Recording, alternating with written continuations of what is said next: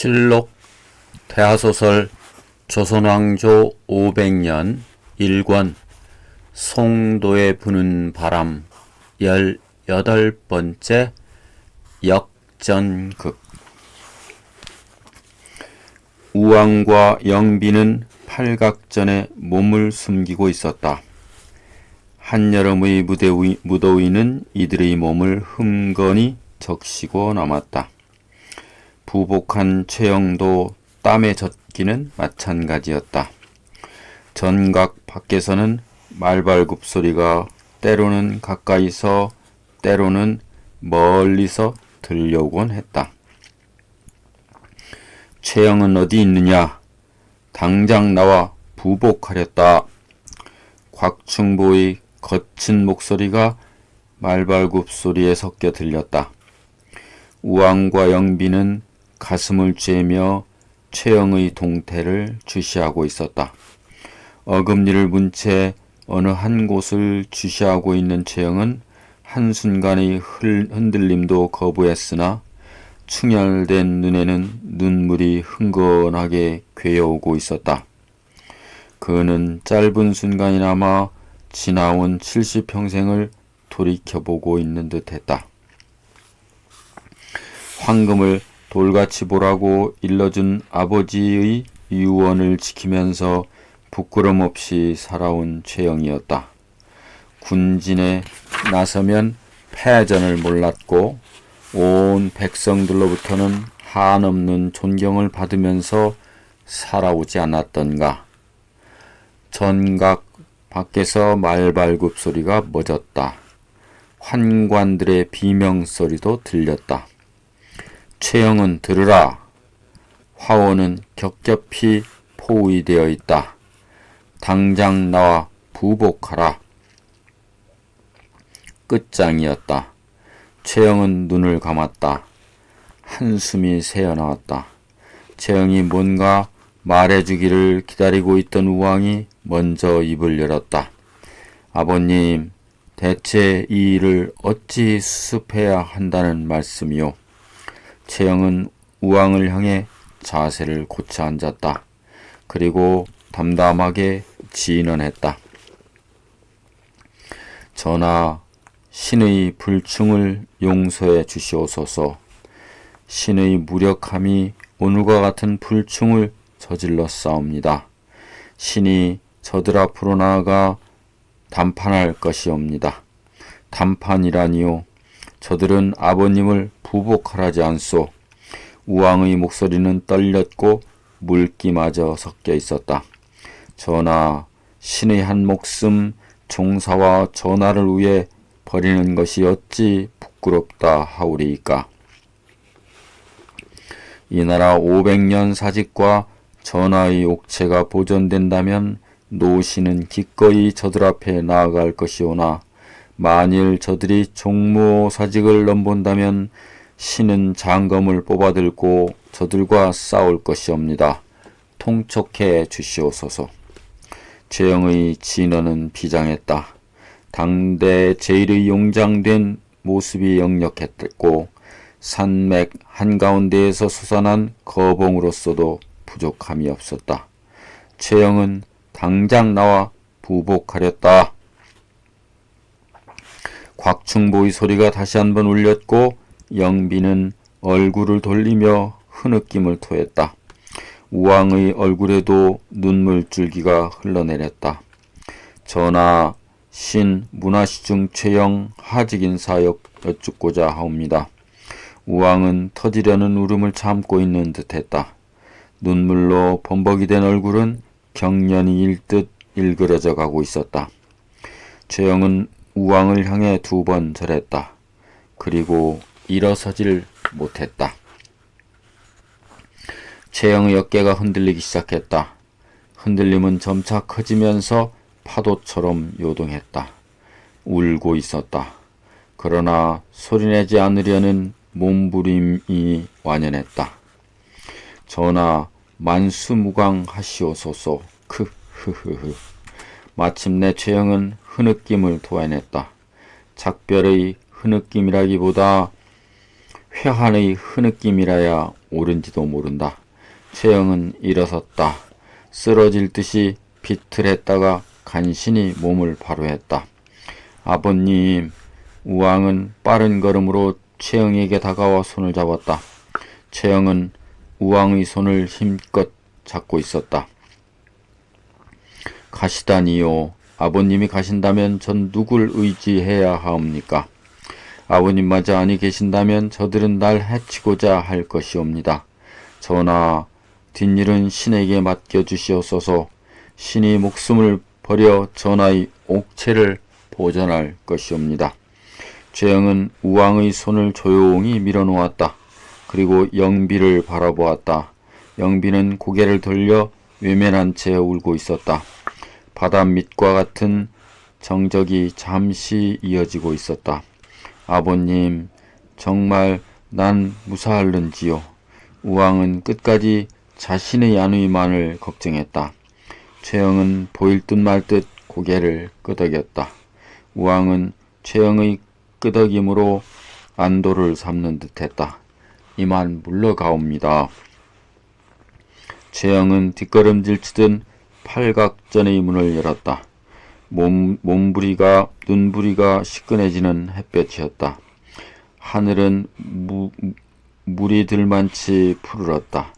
최영은 떠가는 구름에 시선을 맡긴 채 움직이지 않았다.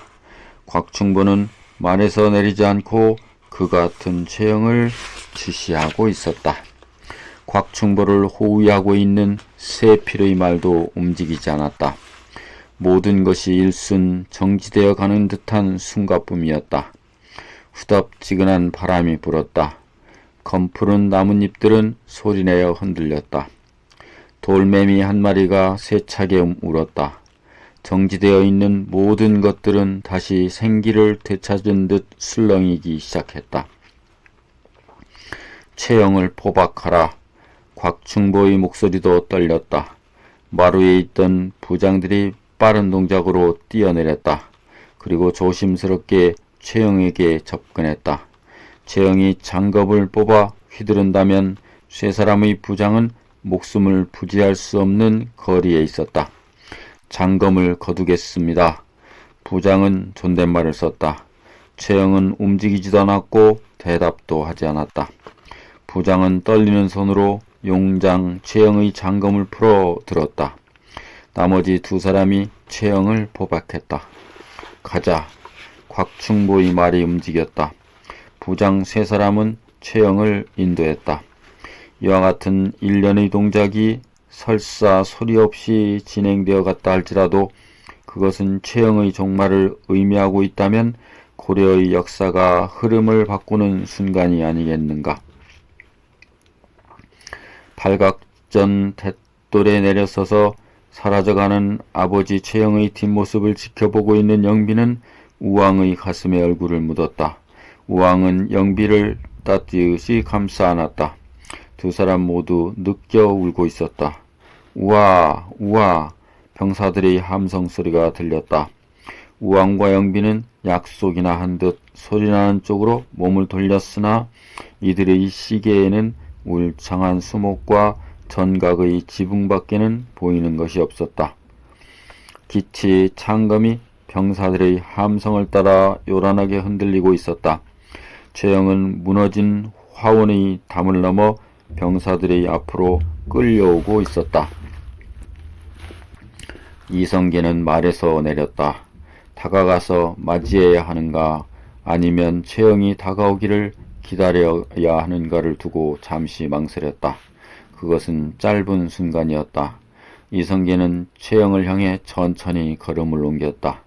두 사람이 거리는 점점 좁혀지고 있었다. 병사들은 숨을 죽이며 지켜보고 있었다. 고려의 국방이 두 사람의 힘으로 이루어지던 시대는 이미 아득한 옛날로 잠겨버렸고 지금은 승장과 패장의 만남으로 변해 있었다. 이 현실의 냉혹함이 무더위를 식힐 만큼 차고 단단했다. 마침내 이성계와 최영은 마주섰다. 이성계를 쏘아보는 최영의 눈초리는 무서웠다. 신기마저 살기마저 돌았다. 장군, 이러한 사변은 내 본심이 아니오이다. 그러나 국가가 편안하지 못하고 신민이 피로하고 고나여 원망이 하늘에 사무친 때문이니 부득이한 일이오이다. 이성계의 여조는 부드러웠다. 최영으로부터 받은 헤아릴 수 없이 많은 은혜에 대한 보답 때문이기도 했고 한나라의 수상에 대한 예우이기도 했다. 잠시 하옥했다가 이성계의 말이 끝나기 전에 최영은 싸늘하게 반목했다. 하옥도 좋고 사약도 좋아. 내 어찌 참수인들 두려워하겠는가. 그대는 내 무릎에 확답을 해야 할 것이야. 이 최영에 대한 그대의 처분에는 왈가왈부치 않으리라. 다만 주상전하를 어찌하려 하는가. 내가 죽고 난 다음 이 나라 종묘사직을 어찌하려 하는가. 당당한 물음이었다. 이성계는 최영을 몰아붙이고 싶은 충동이 일었다.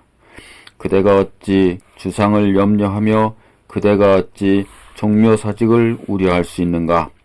지금의 주상이 어찌 무사하기를 바라며 그대 어찌 뉘우침이 없는가.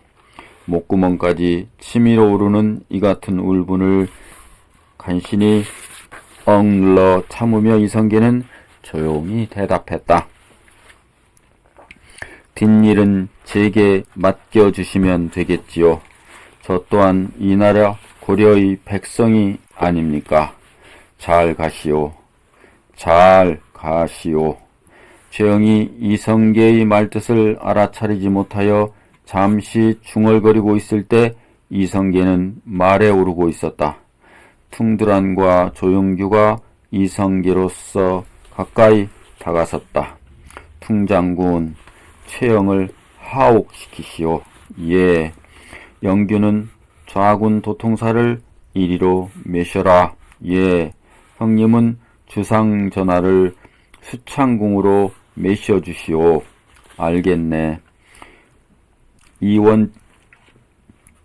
이원계는 대답을 마치고 제자리로 돌아갔다. 병사들의 이동으로 안방사 북쪽국에는 술렁거렸다. 해가 지면서부터 횃불이 일렁거리기 시작했다. 개경거리는 인적이 드물었으나 병마의 빨발굽 소리는 요란했다. 이 같은 소용돌이 속에서도 풍설만은 자자했다. 병마를 피해 다니듯 소문은 이 골목에서 저 골목으로 흘러넘쳤다. 최영 장군이 돌아가셨다는군. 상감도 무사하지 않다는데 이 장군이 임금이 되었다는군. 밤에 일어난 일들이 어찌 선명할 것이며 대궐에서 일어난 정치적인 격동이 어찌 백성들에게 소상히 전해지겠는가. 권력의 주변에 있는 사람일수록 전전긍긍했다. 그런 부류의 사람들에게는 사느냐 죽느냐 하는 문제가 걸려있기에 더욱 어둡고 초조한 일이었다. 그러면서도 한 가지 분명한 점이 있었다. 이성계의 세상이 열렸다는 사실이었다. 민씨 부인은 중문안을 돌면서 숙번과 천목에게 집안 경계를 소홀히 말 것을 당부했다. 염려 마십시오, 형수님. 다 대감마님의 세상이 아닙니까요. 말은 상가고. 민씨 부인은 지시하듯 말했다. 이들이 중문 앞으로 돌아 나올 때 정도전이 들어섰다. 어서 오세요. 허허허, 무척 긴 하루였습니다.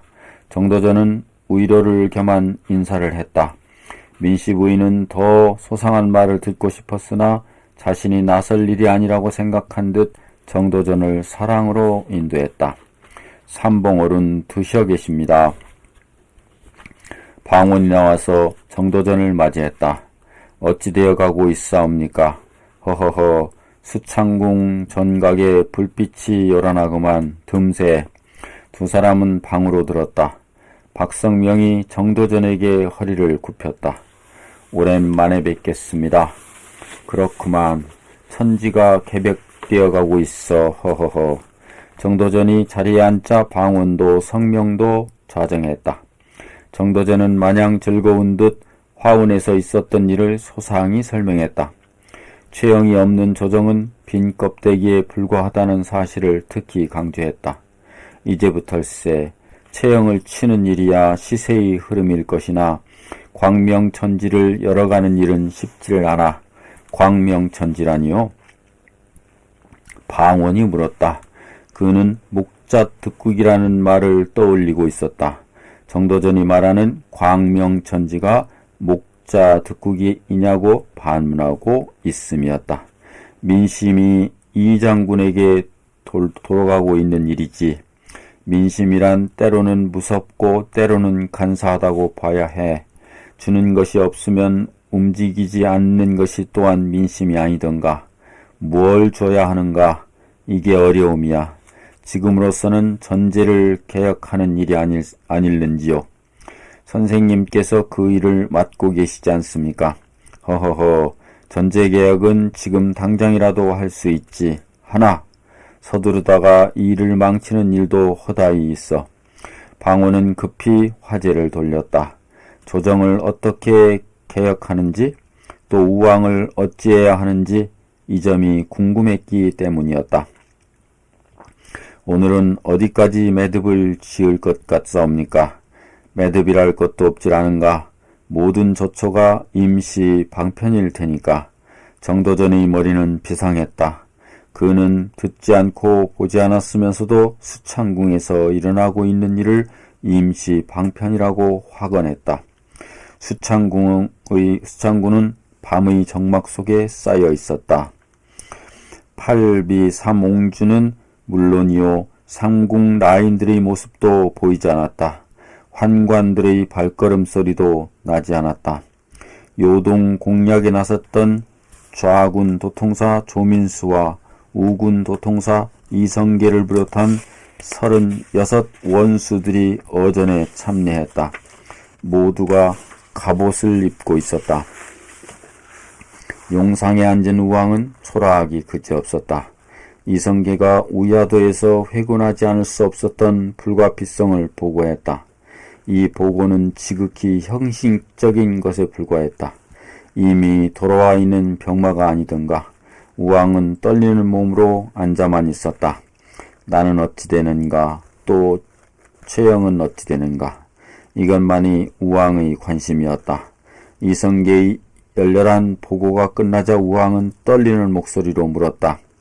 최시중은 어디 있소? 최시중을 어찌하려 하시오? 동북면 원수 조인벽이 극형으로 다스릴 것을 진언했다. 극형이란 참수를 뜻하고 있었다. 아무도 반대의 뜻을 밝히지 않았다. 그렇다면 전원 찬성이 아니겠는가? 우왕은 이성계를 보고 있었다. 이성계의 한마디로 최영의 처단이 결정될 수밖에 없었다.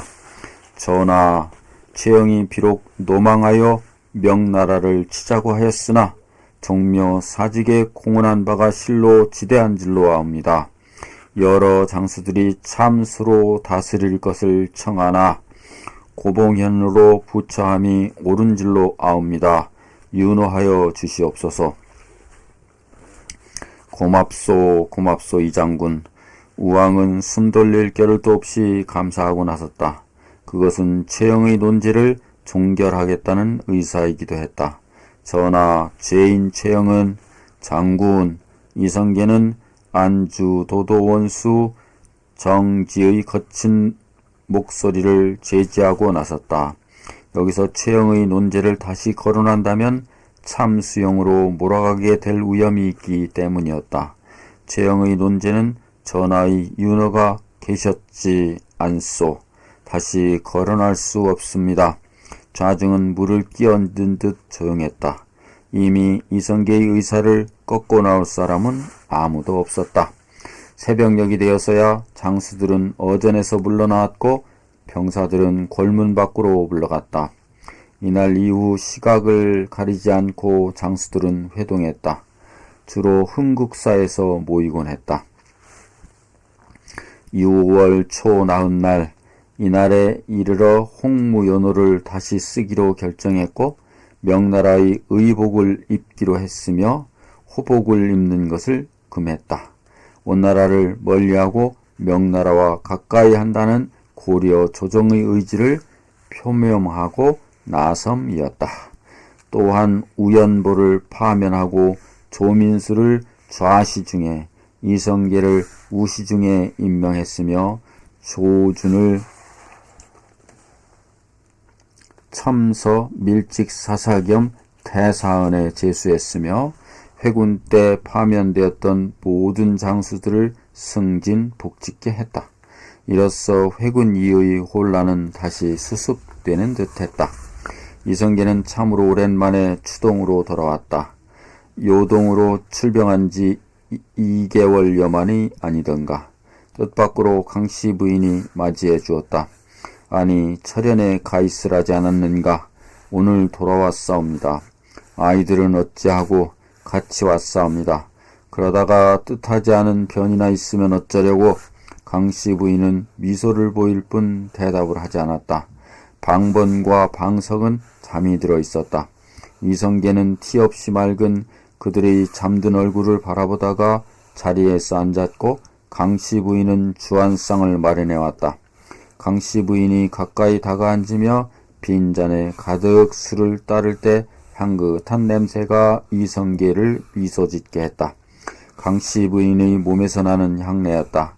촛불이 일렁거렸다. 강씨 부인은 오늘따라 아름답게 보였다. 무더운 장마철이라 고초가 많으셨을 줄로 아옵니다. 고맙소. 이성계는 단숨에 잔을 비웠다. 밤바람은 대나무로 만든 발 오리를 누비면서 방 안에까지 스며들었다. 백성들의 여망은 대감께서 좌시중이 되시기를. 강씨 부인은 이성계의 눈치를 살피다가 말을 이어가지 못했다. 이성계는 근엄한 표정으로 강씨 부인의 말을 받았다. 내가 회군한 것은 벼슬을 탐해서가 아니요. 강씨 부인은 마른 침을 삼켰다. 목자 득국의 노래를 상기시키려 할 때 이성계가 말을 다시 이었다. 이나라 고려에 힘이 있다면 나 또한 최장군과 뜻을 같이 했을 것이요. 허나 우리에겐 힘이 없었어요. 내가 돌아와서 좌시중의 자리에 오른다면 나는 부귀 영화 때문에 회군한 것이 되질 않소까. 조시중이 최영을 칠 수 있사옵니까? 강씨 부인은 당돌할 만치 사태 핵심을 거론하고 나섰다. 조시중은 조민수를 가리키는 말이다. 결국 어려운 일은 당신이 하고 요직은 남에게 주느냐는 불만이었다. 최영을 원지에 부처하신 게 누구십니까? 대감이 아니시오이까? 제가 아는 일을 백성이 모른 데서야 말이 되옵니까? 의논에 가면 되겠지. 이성계는 술잔을 비우면서 중얼거렸다. 강씨 부인이 빈 술잔을 채웠다. 이번 일이 이것으로 수습이 되었다고 보시옵니까? 강씨 부인의 표정은 진지하다 못해 굳어 있었다. 무슨 뜻이요? 이성계가 물었다. 강씨 부인은 잠시 고개를 숙여 짧은 한숨을 쉰 다음에 얼굴을 들었다. 그리고 이성계의 시선과 맞부딪히기를 서슴지 않았다. 부부간의 사랑의 시선이 아니라 충돌의 시선이었다. 대감 최영이 비록 귀양을 갔사오나 그에게도 휘하가 있을 것이옵니다. 어디 그뿐이옵니까? 상감에게는 상감 나름의 힘이 있는 것으로 아옵니다. 저들에게 남은 힘이 있다면 그 힘을 유용히 쓸 것이옵니다. 성난치가 고양이를 문다는 속담이 있사옵니다. 저들이 적으로 보는 사람이 누구라고 보시는지요? 적이라. 적을 정해두어야 원수를 갚게 되옵니다. 최영에게 원수가 있다면 누가 되옵니까? 대감이 아니시옵니까? 이성계는 대답할 겨를이 없었다. 강씨 부인은 오늘따라 안악답지가 않았다. 세상 일을 발 아래로 보고 있는 예지가 번뜩이고 있었다. 내일이라도 매듭을 지으셔야 할 것으로 아옵니다. 조민수와 같은 우인을 상전으로 메시고 무슨 일을 도모하시고자 하오십니까? 물꼬는 단숨에 트는 게 아닐 테지. 이성계는 다시 한번 중얼거렸다. 구태여 설명하자면 강씨 부인을 끝내 안악으로 보려 함이었다. 쇠는 닳았을 때 두들겨야 그릇이 되는 법이옵니다. 강씨 부인은 지지 않았다. 이성계의 성품을 바위 같은 무거움이라고 말하는 사람이 많았다. 그 때문인지 몰라도 강씨 부인의 충격적인 말을 듣고도 구체적인 대답을 피하고 있었다. 역사란 갈등의 흐름이요 혁명의 불씨를 내포하고 있다. 집권한 사람들은 그들의 의지가 영원하기를 바란다. 여기에서 반대 세력의 저항이 따르기 마련이다. 갈등의 흐름이 존속하는 것은 이 때문이다. 집권하지 못한 사람들은 그들의 집권을 위해 사력을 다한다. 집권층의 틈을 엿보고 있고 때로는 그 틈을 만들기도 한다. 혁명의 불씨란 이를 두고 하는 말이다. 시대의 흐름이란 커다란 원을 이루고 있다. 사람들이 이름들이 명멸하면서 세월은 원을 따라 돈다. 그래서 역사란 같은 상황의 반복이라 해도 무방하다. 우왕의 침전에는 등촉이 꺼져 있었다. 그러나 소곤고리는 밀담이 가끔씩 새어나왔다. 7점선이 문 밖을 서성이고 있었다. 그녀는 우왕의 잠옷을 두 손으로 받쳐들고 있었다. 돌발 사태를 벗어날 수 있는 사전 준비를 하고 있는 셈이었다. 환관 김환은 우왕의 곁으로 다가앉았다. 우왕의 눈에는 눈물 자국이 보였다. 캄캄한 밤인데도 김환에게는 확연히 보였다. 방도가 없겠느냐. 내 이 지원극통한 심정을 뚫어놓을 방도가. 분명히 구원을 초한 말투였으나 거기에는 결연한 의지가 담겨 있었다. 김환이 누군가. 온갖 사람들이 수모를 받으면서도 상감의 주변을 맴돌아온 넷이다. 그런 김환이 우환의 말뜻을 모를 까닭이 없다. 그러나 너무도 엄청난 일이었으므로 김환은 선뜻 대답할 수가 없었다. 너만은 내 심기를 헤아리리라. 이성계와 조민수를 쳐서 없앨 방도가 없겠느냐. 우왕은 서슴없이 본심을 드러냈다. 이성계와 조민수를 쳐서 없앨 수 있다면 최영을 구해낼 수 있다. 그것이 자신이 살 수 있는 마지막 방법이라고 우왕은 믿고 있었다. 왜 대답을 아니하느냐. 전하, 신이 어찌 전하의 심기를 모르오리까. 하오나 이 일이 잘못되는 날이면 옥체를 보존할 길이 없을 것이옵니다. 김환은 솔직한 심정을 털어놓았다. 마땅히 그렇게 진언하는 것이 충절이다. 그러나 우왕은 실로 엄청난 말을 했다. 나를 따르고 너를 따르는 환자들 80여 명을 모으도록 하라. 서두르는 것이 좋을 것이야. 지금 당장이라면 더욱 좋고. 우왕은 김환에게 부연 설명을 했다. 환관 80여 명에게 무장을 시키고 이성계의 집으로 가겠다는 것이다. 상감의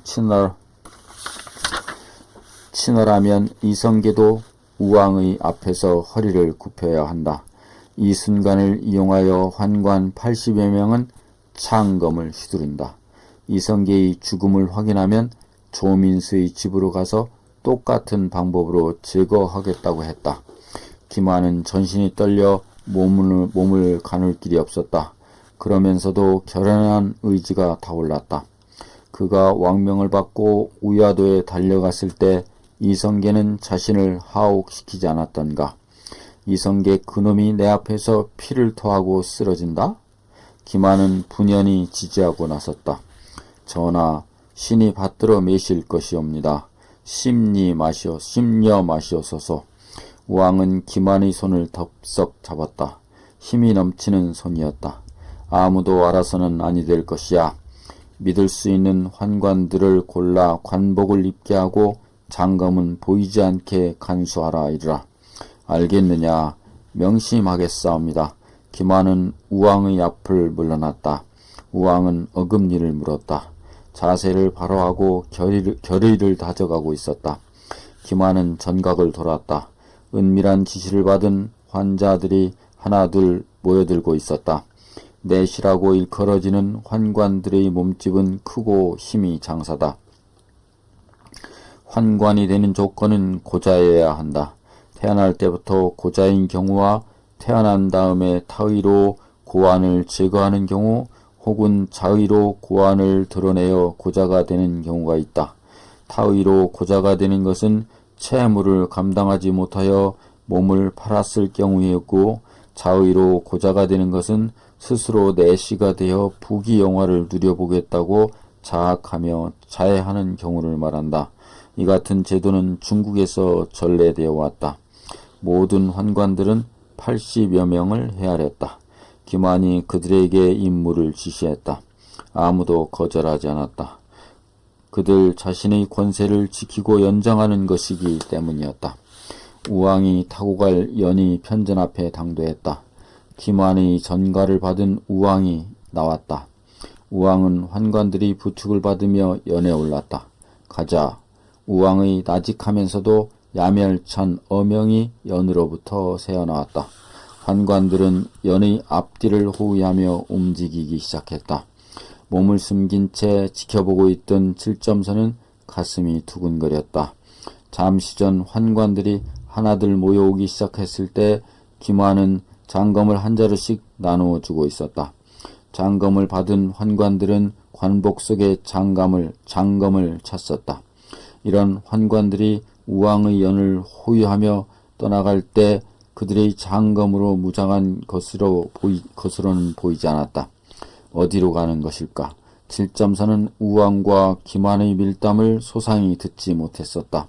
그러나 방금 떠나간 환관들의 동태를 본다면 엄청난 음모가 있음이 분명하지 않은가. 칠점선은 다급하게 움직이기 시작했다. 거처에 들러 옷을 갈아입었다. 그리고 수창궁을 나섰다. 걸음을 재촉했다. 6월 초에싼 밤이었다. 칠점선은 흥건히 땀에 젖은 몸으로 이방원의 집으로 들어서고 있었다. 바우가 반갑게 맞이했다. 영선옹주마마 야심한 시각인데 서방님 안에 계시는가? 칠점선은 바우가 노닥거릴 겨를이 없었다. 숨은 이미 턱에 차 있었다. 서방님 계시나고 묻고 있질 않은가? 바우는 그제야 심상치 않은 일이 일어나고 있음을 눈치챈 듯 칠점선을 인도하고 중문으로 들었다. 서방님, 영선 옹주마마 드셨사옵니다. 바우의 고함이 끝나자 민씨 부인이 방에서 나왔다. 아니, 마마. 화급을 다투는 전갈이옵니다.